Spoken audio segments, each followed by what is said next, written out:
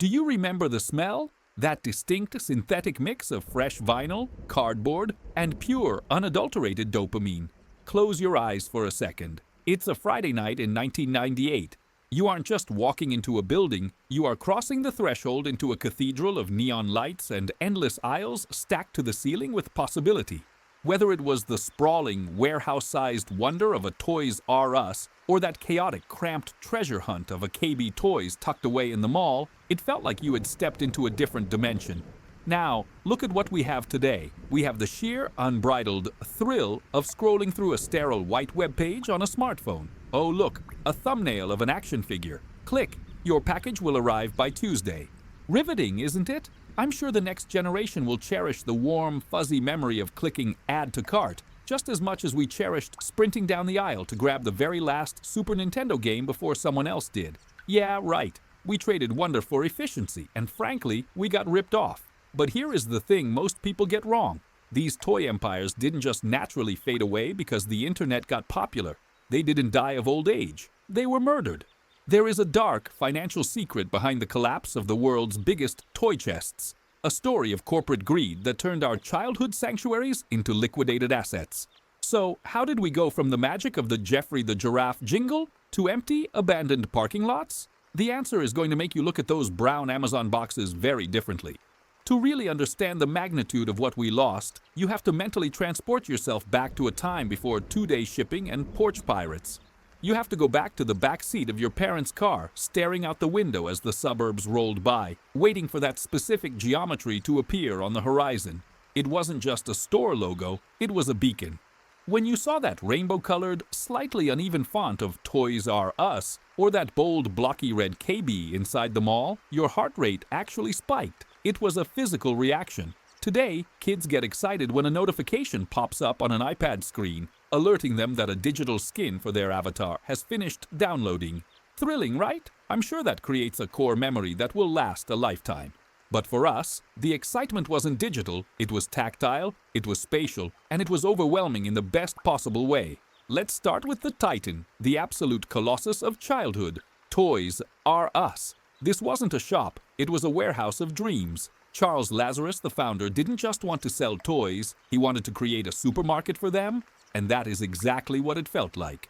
You walked through those automatic sliding doors, and the scale of the place hit you like a physical force. It was cavernous. The shelves weren't just shelves, they were towering cliffs of cardboard and plastic that seemed to reach all the way up to the industrial lighting fixtures. You felt small, but not in a bad way, in the way an explorer feels small when standing at the base of a mountain range. The layout was a masterpiece of psychological engineering. You had the pink aisle, a blindingly bright corridor of Barbies and Polly Pockets that smelled like synthetic strawberry and hairspray. Then, you had the action figure zones, where the Teenage Mutant Ninja Turtles were locked in eternal combat with G.I. Joes. But the Holy Grail, the destination that required a map and a compass to find within that labyrinth, was the video game section. This was sacred ground. And it worked on a system that modern kids wouldn't even understand. A system that built more character than any participation trophy ever could. You remember the tickets, don't you? You'd walk into the video game aisle, and there were no actual games on the shelf. That would be too easy. Instead, you saw the box art behind a glass case, glowing like a holy relic, and below it, a little plastic pouch. You had to reach in and grab a paper slip, a ticket. If the pouch was empty, your heart shattered. Game over. You missed it. But if you got that slip, you held it like it was a winning lottery ticket. You marched that piece of paper to the front cage, a transaction that felt like you were buying contraband, and they swapped your paper for a gray cartridge. It was an event. Today, you press a button and a progress bar fills up. Wow. The sheer adrenaline of watching a percentage climb from 98 to 99 is truly unmatched, isn't it? We really optimized the fun right out of the experience. But while Toys R Us was the destination, the sprawling fortress on the edge of town, KB Toys was something different. KB was the guerrilla fighter of the toy world. It was the chaotic, cramped, beautiful mess that lived right in the heart of the American mall. If Toys R Us was a supermarket, KB Toys was a bazaar. It was tight, it was loud, and it was usually a total disaster zone in the most charming way possible. You didn't plan a trip to KB, you stumbled into it while your mom was returning pants at JCPenney. It was the oasis in the desert of boring adult errands. The KB experience started before you even entered the store. They always had those battery-operated toys running near the entrance. Remember the flipping puppy or the weasel ball? That ball with the tail that rolled around aimlessly on the dirty mall carpet? That was the KB siren song. You'd hear the mechanical yipping of a toy dog from 3 stores away.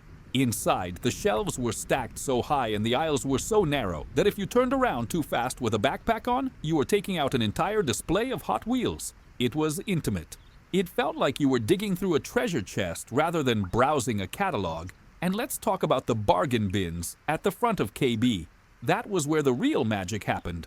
Toys R Us had the newest, shiniest stock, but KB is where you found the weird stuff. The obscure X-Men figures that didn't make the cartoon, the knockoff Transformers, the slime that came in a radioactive-looking canister. It was a scavenger hunt. You could walk in with $5 of allowance money and walk out with something.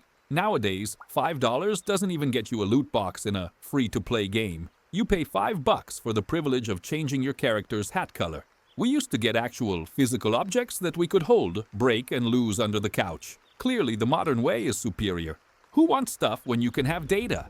If you are enjoying this trip down memory lane and want to make sure you don't miss the rest of the story on how these giants fell, please take a second to leave a like and subscribe. It tells the algorithm that people still care about history, not just 15-second dance trends, and it helps me bring you more stories like this one. The sheer dominance of these 2 chains cannot be overstated.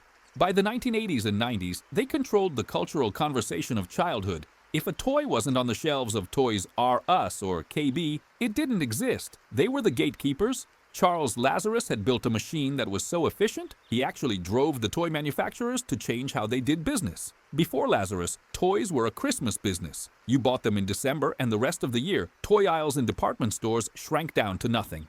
Lazarus said, "No. Kids have birthdays in July. Kids get good grades in March. We sell toys 365 days a year." He forced the entire industry to run year-round. He created the concept of the summer blockbuster toy. KB, on the other hand, was owned by the Melville Corporation for a long time, the same people who owned CVS, and that makes perfect sense, doesn't it? KB was the convenience store of toys. They knew they couldn't compete with Toys R Us on selection, so they competed on location. They paid massive rents to be in the high-traffic malls because they knew that when a kid is being dragged around for 3 hours of clothes shopping, a parent will pay anything to shut them up. That was their business model, the bribe. Be good in Sears and we'll go to KB. It was brilliant. So we had the fortress and the outpost, the destination and the pit stop. Together they formed a complete ecosystem of joy. You had the Jeffrey the Giraffe birthday club where you'd get a call, a literal phone call, from a giraffe wishing you a happy birthday. Can you imagine that today? A kid getting a pre-recorded call? They'd probably think it was a scammer trying to steal their identity. But back then, it was magic. It made you feel like you were part of a secret society. These stores were the backdrop of our lives. They were where we spent our Friday nights. They were where we learned the value of $1, saving up for weeks to buy that one specific Lego set. They offered a sensory experience, the bright lights, the towering boxes, the sounds of demo units blasting 8-bit music that a website simply cannot replicate. We didn't know it then, but we were living in the golden age of retail theater. We thought it would last forever. We thought Jeffrey would always be there. But while we were distracted by the flashing lights and the newest Nintendo release, the sharks were already circling in the water. The story of their downfall isn't just about the internet, it's about something much more insidious that was happening in boardrooms far away from the toy aisles. But to understand the murder, you had to understand the victim. And make no mistake, these stores were beautiful, vibrant, profitable victims. The cracks in the foundation didn't appear overnight, and they certainly didn't start with a computer screen. While we were all busy running down the aisles, distracted by the sheer hypnotic power of a wall of Furby boxes, the war for our allowance money had shifted fronts. The first assassin wasn't digital. It was a physical behemoth that smelled like popcorn chicken and discount tires. Enter the big box retailers, specifically Walmart. In the early 90s, Toys R Us was the category killer. That was their actual business term. They killed the small mom-and-pop toy shops by having more selection and lower prices. But there is a cruel irony in the universe, a sort of karmic justice, because the category killer was about to meet the everything killer. You see, when you walked into Toys R Us, the entire building existed to sell you a toy. That was their only job. They had to make a profit on that G.I. Joe figure because they weren't selling anything else. But Walmart didn't care if they lost money on the toy. They could sell you the newest Star Wars figure for $2 less than it cost them to buy it from the factory. Why? Because they knew that while you were there picking up that cheap figure, your mom was going to buy a gallon of milk, a pack of tube socks, and a garden hose. This was the era of the loss leader, a strategy that is arguably the single most destructive force in the history of specialty retail. Toys R Us was playing chess, carefully curating a selection of thousands of items, while Walmart flipped the board over and set it on fire. The toy aisle at a supercenter was, and still is, a depressing place. Have you been to one lately? It's an afterthought. It's a chaotic, jumbled mess wedged between the automotive section and the pet food. There is no magic there. There is no Jeffrey. There is just a fluorescent-lit corridor of sadness where a Spider-Man action figure lies face down on the linoleum next to a spilled slushie. But hey, at least you saved 45 cents, right? That's the modern dream, a soulless, efficient transaction where we save pennies at the cost of the experience. We traded the cathedral for the convenience store, and we patted ourselves on the back for being savvy shoppers. But while Toys R Us was bleeding out from 1,000 paper cuts inflicted by Walmart's pricing gun, something much darker, much more complex, and infinitely more infuriating was happening to our beloved KB Toys. And this is the twist that most people don't know. If you ask the average person on the street why KB Toys died, they will shrug and say, "I guess nobody goes to malls anymore," or "video games got too expensive." They are wrong. KB Toys didn't die of natural causes. It was kidnapped and held for ransom by its own owners. In the year 2000, right at the turn of the millennium, KB Toys was actually doing okay. It wasn't dominating the world, but it was a profitable, functioning business with over 1,000 stores. It was a staple. But then, the sharks arrived. Not the retail competitors, but the financial predators, private equity. Specifically, a firm called Bain Capital. Now, I'm not here to give you an economics lecture, but you need to understand this specific mechanism because it is the weapon that murdered your childhood. It's called a leveraged buyout, which is a fancy suit and tie way of saying buying a house using the house's own credit card. Here is how the heist went down. Bain Capital bought KB Toys, but they didn't pay for it with their own cash. Oh no, that would be too risky. They borrowed a massive amount of money to buy the company, and then, here is the genius evil part, they transferred that debt onto KB Toys' books. So, suddenly, KB Toys, which was running a nice little profit selling Pokemon cards and remote-controlled cars, owed hundreds of millions of dollars to the banks. But wait, it gets worse. It gets so much worse that it almost sounds like fiction. A couple of years later, while KB was struggling to pay the interest on this massive debt that it never asked for, the new owners decided they wanted a dividend. They forced KB to take out more loans, to borrow more money, not to renovate the stores, not to buy better toys, not to hire more staff, but to pay the private equity firm a massive cash payout. They looted the register. They took roughly $120 million out of the company and put it in their own pockets, leaving KB Toys drowning in debt with absolutely nothing to show for it. It's like adopting a healthy dog, forcing the dog to take out a loan to buy you a sports car, and then wondering why the dog can't afford to eat. So when KB Toys finally started closing stores, it wasn't because you stopped buying toys. It was because every single dollar you spent on a Tamagotchi or a Nerf gun wasn't going to the toy manufacturer or the store employees. It was going to service a mountain of debt created by people who probably hadn't played with a toy since the Eisenhower administration. They stripped the copper out of the walls while the building was still standing. It is a perfect metaphor for the modern era, isn't it?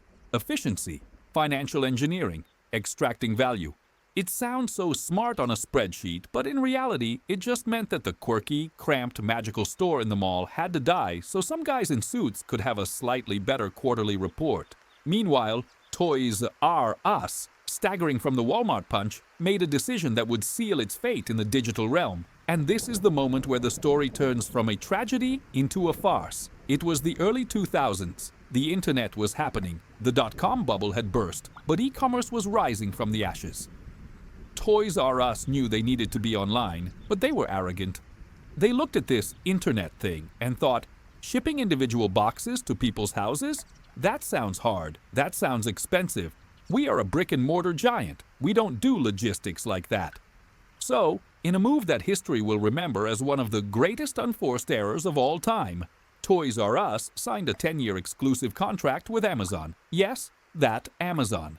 At the time, Amazon was just the book website that was trying to sell other stuff. Toys R Us agreed to be Amazon's exclusive toy supplier.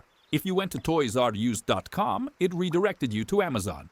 If you bought a toy on Amazon, it came from Toys R Us inventory.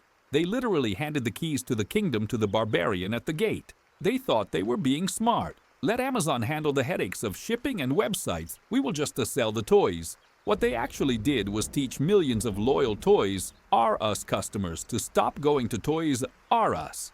They trained their own customer base to type Amazon.com when they wanted a toy. They gave Amazon all their data, all their sales trends, and all their customer habits. They paid Amazon to learn how to destroy them. It's almost poetic in its stupidity. By the time they realized their mistake and tried to break the contract years later, it was too late. The habit was formed. The dopamine hit had moved from the physical store to the brown box on the porch. And let's be honest about that brown box experience for a second. We act like it's superior because it's frictionless. We love that word today, don't we? Frictionless. We want everything to be smooth, instant, and devoid of human contact. But friction was the whole point. The friction of begging your mom for a ride, the friction of running down the aisle, the friction of finding out the figure you wanted was sold out and having to discover a new favorite toy instead. That was the adventure. That was the story. Clicking Buy Now is not a story. It's a function. We optimized the joy right out of childhood. We replaced the treasure hunt with a database query. And sure, it's convenient. It's incredibly convenient to live a life where you never have to leave your house or interact with a stranger or feel the disappointment of an empty shelf. But looking back at the hollowed-out shell of the retail world, you have to ask yourself, was the convenience worth the cost? Because the bill for all that convenience was about to come due, and the price tag was going to be the complete collapse of an American icon. If the death of KB Toys was a mugging in a dark alley, the fall of Toys R Us was a slow, public execution that we all watched happen in real time, completely helpless to stop it. By the mid-2000s, the writing was on the wall, but it was written in invisible ink that only the bankers could read. To the rest of us, Jeffrey was still standing. He looked a little tired, perhaps a little less vibrant, but he was there. However, the sharks who had tasted blood with KB Toys were not satisfied with an appetizer. They wanted the main course. They wanted the biggest toy chest in the world. In 2005, 3 private equity firms, Bain Capital, KKR, and Vornado Realty Trust, descended upon Toys R Us like vultures circling a wounded gazelle. They bought the company for $6.6 billion, and just like with KB, they didn't reach into their own deep pockets to pay for it. Why would they? That's not how the modern smart money works. No, they used the company's own assets to secure massive loans. Overnight, Toys R Us went from being a company with a manageable financial situation to a company carrying over $5 billion in debt. Let's try to visualize that number because $5 billion is just a soundbite on the news. Imagine you are a marathon runner. You are healthy, you are fast, and you have been winning races since the 1950s. Suddenly, 3 guys in Italian suits walk up to you, strap a backpack filled with lead bricks onto your back, and say, "Okay, now go run the race. And by the way, you have to pay us a fee every mile just for the privilege of wearing the backpack." That is what happened. Toys R Us was now spending over $400 million a year just to pay the interest each on its debt. Not the principal, just the interest. That is $400 million that couldn't be spent on renovating stores. It couldn't be spent on hiring more staff. It couldn't be spent on building a better website to fight Amazon. It was money being set on fire to keep the bankers warm. And we, the customers, started to feel it. Do you remember walking into a Toys R Us around 2012 or 2014? The magic had started to curdle. The lighting seemed a little dimmer, didn't it? The floors were a little scuffed. The shelves, once towering monuments to excess, were now chaotic and disorganized. The world of Nintendo displays were gone, replaced by generic metal racking. The employees, who used to be teenagers excited to show you the new Sega Genesis, were now overworked, underpaid ghosts wandering the aisles, trying to cover 3 departments at once because corporate had slashed labor hours to the bone. The store began to feel less like a cathedral and more like a warehouse that was slowly being abandoned. And then there was the encroachment of Babies R Us. Slowly, aisle by aisle, the diapers and the cribs and the breast pumps started to eat the toy section. The pink aisle got smaller. The Lego section got squeezed. The store was trying to pivot to necessities because they knew they couldn't compete on fun anymore. It was a depressing transformation. It was like watching your fun uncle turn into a stressed-out accountant. Meanwhile, the digital world was tightening the noose. The iPad kid generation was rising. And let's take a moment to really appreciate the dystopian horror of what replaced the toy store. Instead of parents taking their kids to a physical location to interact with physical objects, to learn social skills, to understand the concept of browsing and choosing, we started handing toddlers glass rectangles. Here, sweetie, watch this other child on YouTube unbox a toy that you will never have. That is the peak of our civilization, apparently. Unboxing videos. We have created a generation that gets dopamine hits from watching someone else experience joy. It's voyeuristic consumerism. We traded the tactile sensation of squishing Play-Doh for the cold, dead slide of a finger on a touchscreen. And we call this progress? We call this tech savvy? It's isolation. In a Toys R Us, you were surrounded by other kids. You made friends in the video game aisle. You fought over the last Tickle Me Elmo. It was a communal experience. Now, the toy store is a solitary experience, sitting alone on a couch, scrolling through an infinite feed of algorithmically generated content designed to sell you apps. But back in the boardroom, the clock was ticking. The debt was a time bomb. In September 2017, just before the crucial holiday season, Toys R Us filed for Chapter 11 bankruptcy. Now, usually, Chapter 11 is like going to the hospital. You go in, you get some medicine, you restructure your bad habits, and you come out healthier.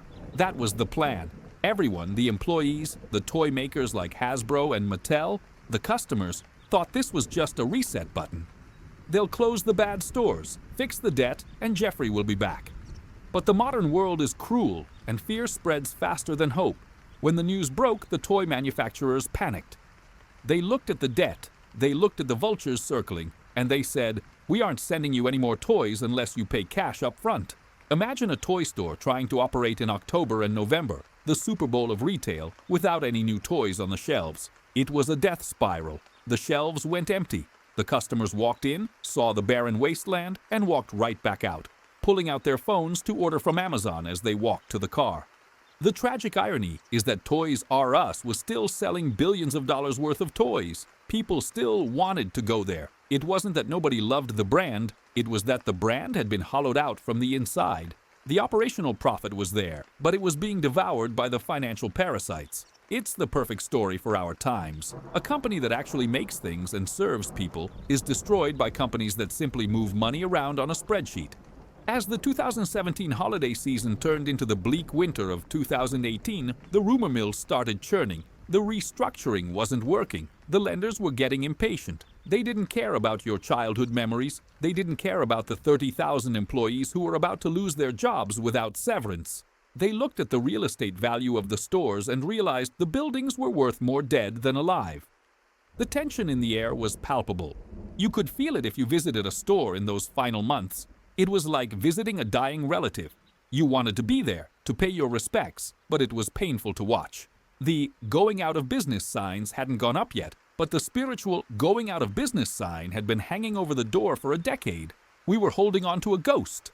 We were trying to find magic in a place that had been strip-mined for profit. And the worst part? We let it happen. We, the consumers, were complicit. We complained about the messy stores, but we didn't stop to ask why they were messy. We complained about the prices, so we fed the Amazon beast that was undercutting them, forgetting that the extra $2 we paid at Toys R Us was the price of admission for the experience. We cheaped out. We chose the path of least resistance. And now, as the final curtain was about to fall, we were about to learn the hard way that once a magical place disappears, you can't just download it again from the App Store. The liquidation was coming, and it was going to be one of the saddest spectacles in retail history. The end didn't come with a bang, but with a yellow and black sign taped to a glass door. In March 2018, the announcement rippled through the news cycle like a shockwave. The restructuring had failed. The creditors had pulled the plug. Toys R Us wasn't just closing a few locations, it was liquidating. All of it. Every store, every shelf, every Jeffrey statue. It was the retail equivalent of the burning of the Library of Alexandria, but instead of scrolls, we were losing the physical archive of our childhood happiness. Walking into a Toys R Us during those final liquidation weeks was a surreal, haunting experience that bordered on the traumatic.